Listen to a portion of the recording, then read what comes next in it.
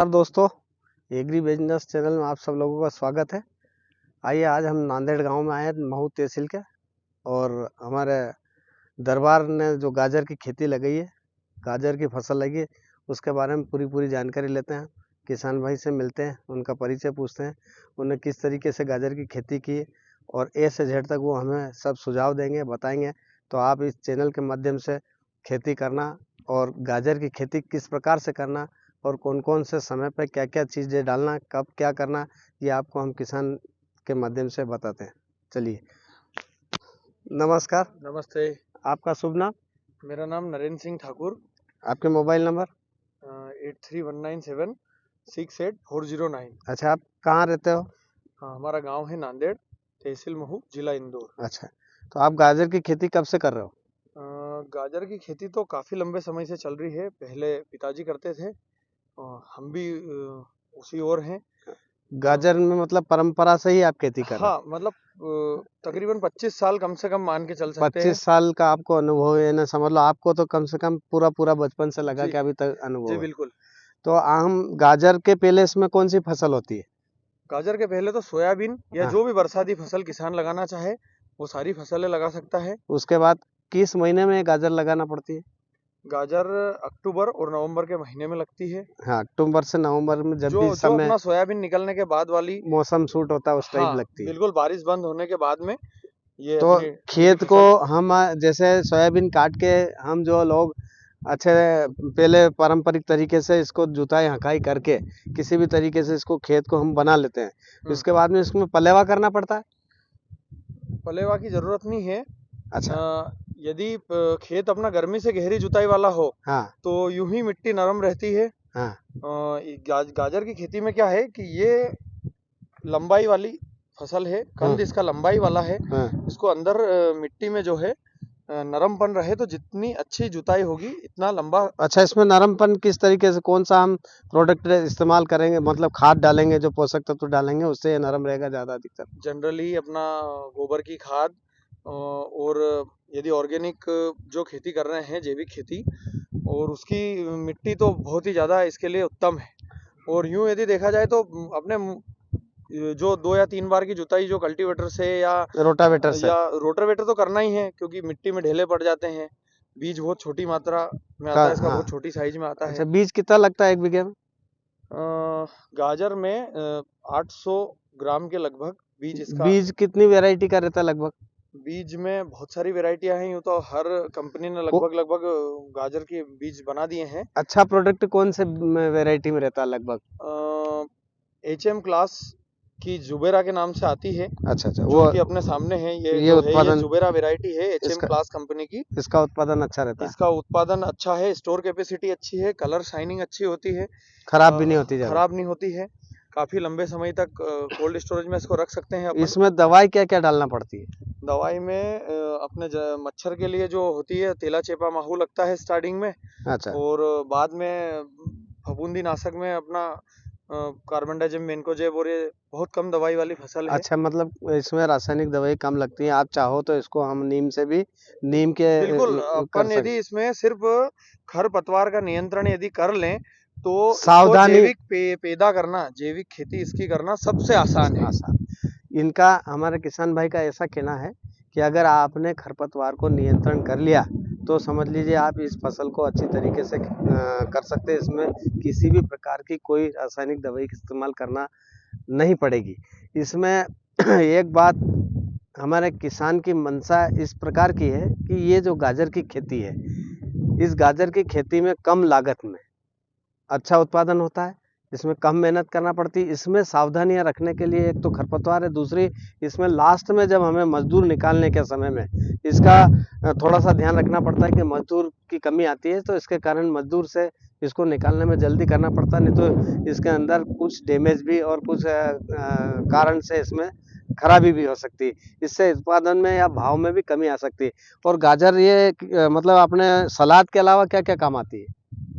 ये खून बढ़ाने में काम आती है, जैसे चुकंदर है इसमें। ये अपन यदि यूं बोले दूसरे शब्दों में, स्वास्थ्यवर्धक जो चीजें हैं, जनरली जो जूस की तरह जिनको लेते हैं, हाँ। ये कच्ची सब्जी है एक तरह से। इसमें इसको अपन सलाद के तौर पे खा सकते हैं, दूसरा जूस बना के खा सकते हैं। हाँ, ये आंखों एनर्जी की रोशनी बढ़ाने के लिए सबसे अच्छी उत्तम चीज चीज है। अच्छी चीज है। और इसमें खाद, चलिए हम खाद, इनको ज्यादातर खाद कौन सा, नाइट्रोजन, इसमें फास्फोरस? अपना जो अपने फसलों के लिए जो मुख्य पोषक तत्वों में जो आते हैं, एनपीके अपना, हाँ नाइट्रोजन, फास्फोरस, पोटास, हाँ। ये इसके लिए मेन है। यही अपन डाले तो भी इसका उत्पादन बढ़िया मिलता है। और यदि ऑर्गेनिक हो, तो और जैविक, तो फिर तो और ही उत्तम है। आप कैसे करते हो लगभग? यहाँ आप किस तरीके से इस 20-25 साल के अंतराल जो अपने हमने गाजर को जैविक फिर? भी करी है इसको, अच्छा। और रासायनिक भी हुई है। हाँ कहीं कहीं पर इन दोनों का मेल भी है, कि जिसमें जैविक भी है और रासायनिक भी है। जैविक में थोड़ा सा उत्पादन कम मिलता है, क्योंकि इसका खेत में यदि यूं देखा जाए तो ये 16 टन से 20 टन के बीच में प्रति बीघा निकलती है। अच्छा, 16 टन से 20 टन टन के प्रति बीघा। प्रति और यदि इसको अपन जैविक से करने जाएंगे, इसमें कहीं भी 2-3 टन का अपने कम, को उत्पादन कम मिलेगा। लेकिन क्वालिटी अच्छी रहेगी, क्वालिटी वैरायटी अच्छी अच्छी रहेगी, मिलेगी। यदि कोई किसान स्वाद अच्छा रहेगा। भाई की जमीन अच्छी है, और यदि गोबर की खाद डली हुई है, और एनपीके का भी बढ़िया संतुलन है है उसमें। यदि खेत में, उस स्थिति में ये गाजर की जो मतलब उत्पादन यदि अपन बोले तो 22 टन प्रति बीघे तक का भी गया है। खर्चा क्या लग जाता है इसमें लगभग?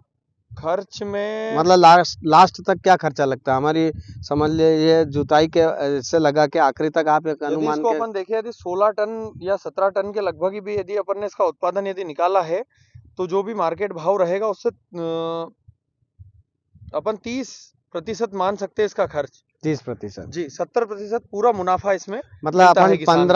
15 टन गाजर अपन औसत मान लेते हैं, कम ज्यादा करके। हाँ 15 टन में से 30% मतलब 3 और 4.5 टन का खर्चा बैठता है। 4.5 टन जी गाजर बिल्कुल। आपकी, मतलब 10 टन इसमें गाजर। कभी कभी कुछ चीजें ऐसी होती है कि किसान के यहाँ ज्यादा खरपतवार हो जाए, खरपतवार निकालने का खर्चा बढ़ जाता है, या कोई बीज कि जिसका आगे से यदि भाव ऊपर नीचे आया, मान लो कभी बढ़ के आया, उस स्थिति में थोड़ा सा खर्च बढ़ जाता है। बाकी अच्छी मुनाफे वाली फसल बोल सकते हैं इसको। मतलब 10 टन आप गाजर शुद्ध निकाल सकते हैं। और 10 टन गाजर आज के भाव में लगभग, अगर हम आप किसी से भी भाव करते हैं या कैसे भी इसको कांटेक्ट द्वारा या और कई भी तरीके से करते हो, तो आप समझ लीजिए कि औसत 8 रुपए किलो बिकती है। तो 8,000 रुपये कुंटल का भाव हो गया लगभग। जी, 8,000 रुपये कुंटल, तो 10 उसको कुंटल यदि अपन 10 टन का यदि माने तो 80,000 रुपए सूखा कुंटल मुनाफा किसान को मिल जाता है। 80,000 रुपये प्रति बीघा। अब यदि आपको किसान भाई अपनी खेती मुनाफा में कन्वर्ट करना है, खेती एक बिजनेस बनाना है, तो आप इस खेती को बदल बदल के फसल कर सकते हैं। और हमारी ज़मीन को भी सही रखने के लिए हम जिस चीज़ के पीछे पड़े हुए हैं, मान लीजिए सोयाबीन के पीछे पड़े हैं, कल से गेहूं के पीछे पड़े हैं, चने के पीछे पड़े, तो ये सब चीज़ें क्या हैं, ठीक है, ये अपनी जगह है अपना। लेकिन अगर आपके पास व्यवस्थाएं हैं, आपके पास अच्छी ज़मीन है और इस लायक ज़मीन है, तो आप इस खेती को कर सकते हैं और अच्छा उत्पादन भी ले सकते हैं। हमने लगभग औसत कम से कम करके 15 टन इसमें औसत निकाला है, लगभग, बहुत कम, वरना ये 20 से भी ऊपर पहुंचती है, 18 से 20 से भी ऊपर पहुंचती है, अच्छी खेती रहती है।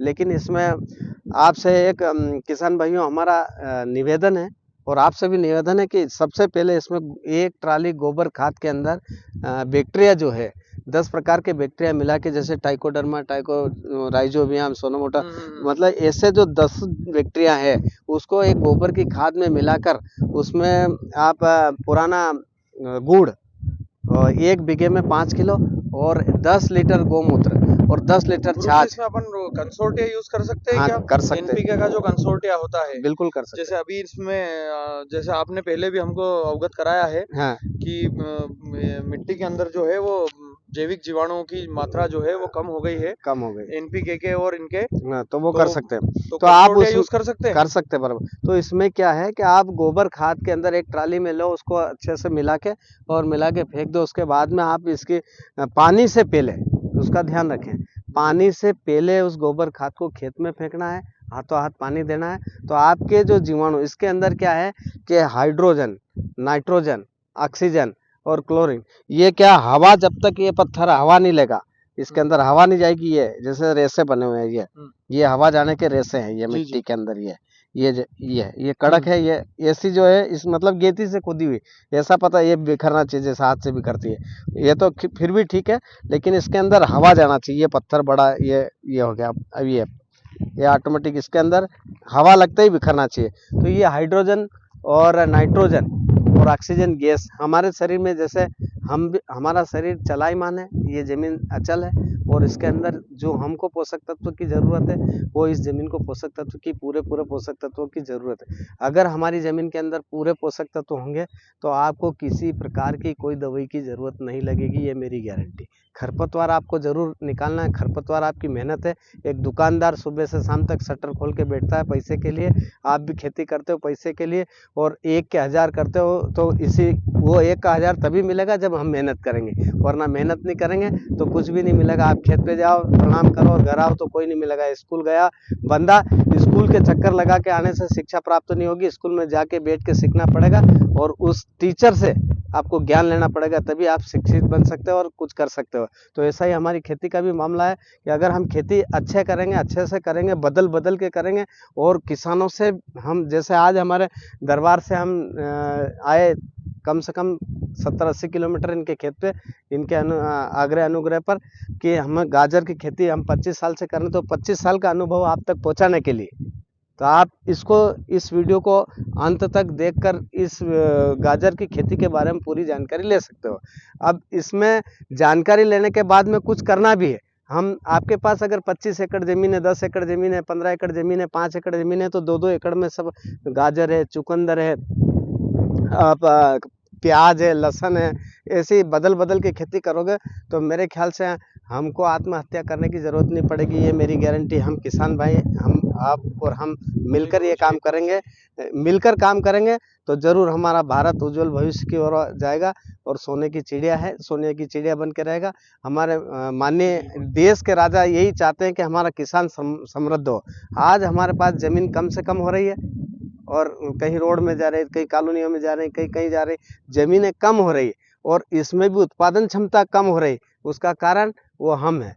हम इसमें अधिक मात्रा में पोषक तत्व देते हैं, और इसमें अधिक मात्रा में खरपतवार की दवाइयाँ देते हैं, जिससे जीवाणु मर जाते हैं। और यहाँ तक कि हम गेहूँ की फसल में तो नरवई जला के हम हमारी ज़मीन को भी जला रहे हैं। आप खुद खड़े नहीं रह रहे हो इस गर्मी में, और वो ज़मीन तप जाती है तो कितना नुकसान होता है। इसमें भारी से भारी नुकसान हो रहा है, ये हमारा आपका अपना हो रहा है, हमारे देश का हो रहा है, हमारा आने वाली भविष्य, हमारी पीढ़ी का हो रहा है। उसके साथ आज हम जिस चीज़ को हम अगर उत्पादन नहीं होगी उसको हम बंजर रख के छोड़ के चले जाएंगे, तो हमारे आने वाली पीढ़ी हमें आशीर्वाद नहीं देगी, हमें श्राप देगी कि हमारे जो पूर्वज थे वो हमारे लिए ऐसी चीज़ छोड़ के चले गए, पहाड़ जैसी, पत्थर जैसी। तो हमको इसमें कमाना भी है, और धंधा, बिजनेस इसी खेती के माध्यम से करना है, और मुनाफे का करना है, और हमारे आने वाली पीढ़ी को अच्छी ज़मीन छोड़ के, उपजाऊ ज़मीन छोड़ के यहाँ से जाना है। तो आइए दोस्तों, इस वीडियो को बहुत ध्यान से देखें, और इसको हो सके आपकी इच्छा हो तो लाइक करें, सब्सक्राइब करें, वरना जो आपकी इच्छा। थैंक यू, धन्यवाद, जय हिंद, जय भारत।